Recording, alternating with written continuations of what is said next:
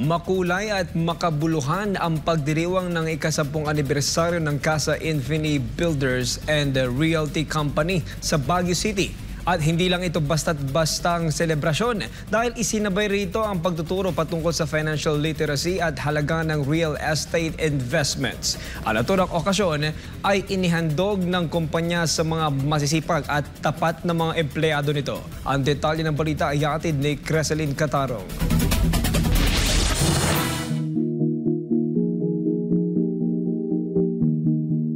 Taong 2013, nang itatag ang kumpanyang Casa Infini Builders and Realty Company sa Baguio City sa pamumuno ni Cordilleran Real Estate Broker, Appraiser at Real Estate Consultant Jeneline Floresca.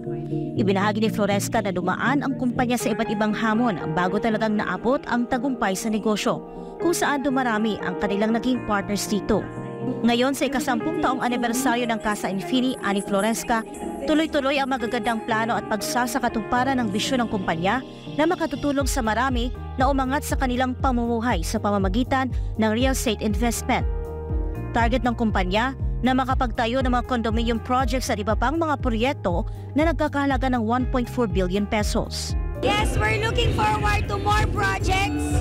So actually this year, we want to build 1.4 billion worth of construction, condominium, and other Airbnb villas. So, nakafocus kami sa self-liquidating asset kung saan matutulungan namin turuan ng mga tao kung paano kumita through real estate.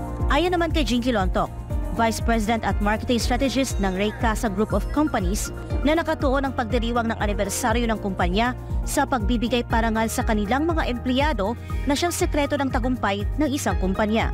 On our 10th year anniversary, we want to honor, of course, our employees who have been working so hard for our company. Malaki naman ang pasasalamat ng Casa Infini employees sa pagkilala na iginawad sa kanila ng kumpanya. Ito ay gaya na lamang ni retired director and former sales agent ng ProLife UK na si Pasita Vizcara, gayon din si Jacqueline Melchor na 10 taon ng empleyado ng Casa Infini. In my experience, I can say that Casa Infini has lived up to what it has promised. It is a company that has become a family to me because it has not taught me only how to become financially literate, but it also helped me to manage my finances. I received the award for the 10 long year service sa company sa Casa Infini. So, syempre, nung nagsimula si Casa, I was there, and hanggang ngayon, andito pa din ako.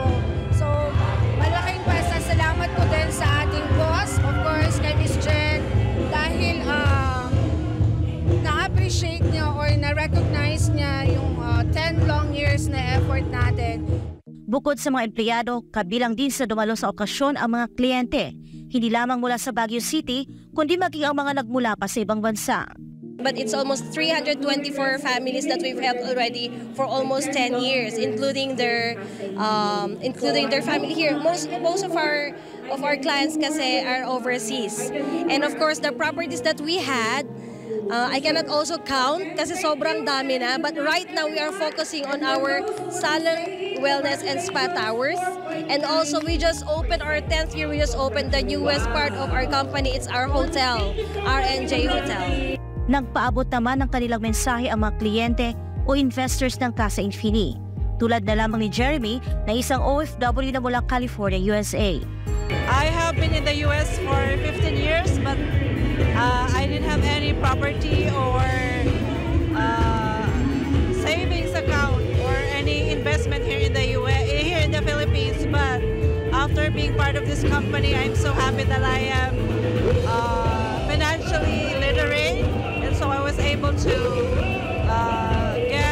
acquire a property because of Casa Infini. Lahat ng investment sugal. Ito, sugal na legal. Kaya, nagpapasalamat kami na nakasama kami ito sa Casa Infini. Kaya nagpapasalamat din ako, pinaliwanagan din kami na hindi nasasayang ang yung tiwala na ibigay na dapat buong buo para sa kanila. Ngayon, si Casa talaga malaking tulong sa akin kasi marami akong natutunan kay Casa. Si Casa, natuto akong magtipid, natuto akong mag-ipon, natuto akong mag-invest. Naka-attend ako ng 3 meeting bago ako nakapag-decision na mag-invest dito.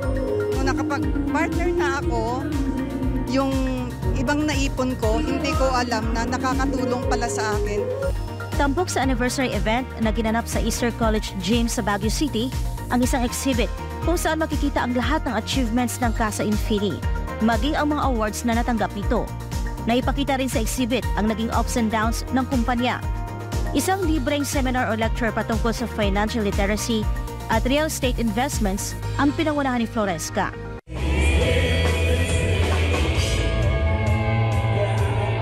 Napuno rin ang awitan, sayawan at kasiyahan ang naging pagdiwang ng ika-10 anibersaryo ng Casa Infini Builders and Realty Company.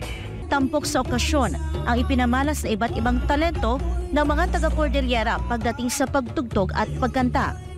Nag-perform din sa event ang El Gama Penumbra na nakakuha ng Golden Buzzer sa Asia's Got Talent. Ipinamalas ng grupo ang kanilang best shadow play performances.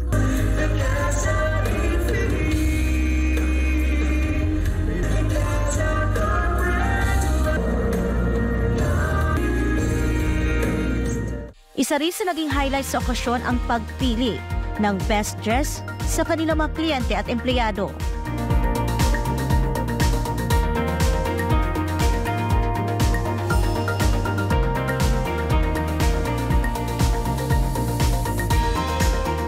Una nang ginanap ang Search for Mr. Benguet Fitness Center o BFC Philippines event for a cause na pinangunahan ng Casa Infini Vice President at BFC CEO Mr. Rafi Floresca, kung saan ang proceeds nito ay napunta sa kanilang charity work.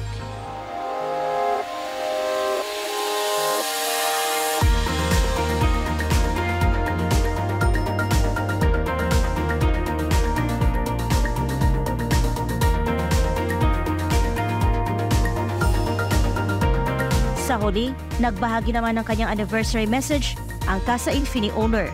Ang message ko lang is para sa mga katulad ko dati na OFW and sa mga Pilipino na nag-aspire na kumangat sa buhay, pag-aralan nyo kung paano i-build yung wealth ninyo through real estate and always work with professional.